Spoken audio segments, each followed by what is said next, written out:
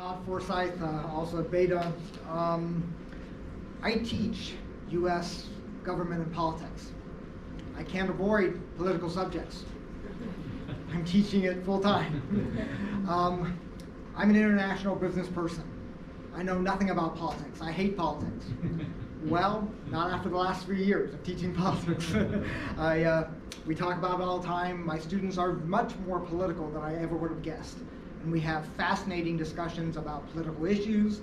So all of those things that we're supposed to avoid, guess what? That's my teaching assignment, and I've talked with my liaison many times. She actually came up to me last spring, put her arm around me, and just said, I know you're teaching U.S. politics. I know you're incredibly careful because I know you and I trust you, but just be extra careful. So yeah, we're still extra careful, but we still talk about U.S. politics. Whenever they bring up Chinese politics, I say, nope, I know nothing about Chinese politics. Let's continue on the U.S. vein. And we address it that way. Two thoughts. One is I start the course by showing Judy Collins' 1967 hit, Both Sides Now. They've never heard of it. They know some of the Beatles, but they don't know Judy Collins. But I convince them that this is a very, very important political concept because they don't understand the idea of looking at both sides of an issue. And so I force them on every issue to look at the pro and the con. And they'll tell me, but I don't believe the con. I don't care. You teach the con then. I force them to look at both sides and and make sure they have critical thinking on both sides.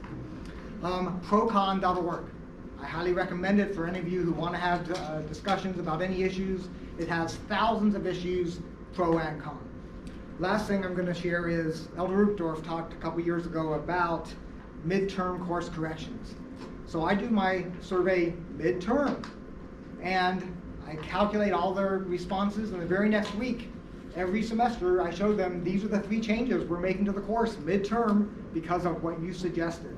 And I've had many students at the end of the semester say, you took our suggestions and you changed the course? And I say, yeah, because I want to make it better for your learning. So be humble, be willing to learn from your students because they have so much to offer. Thank you very much.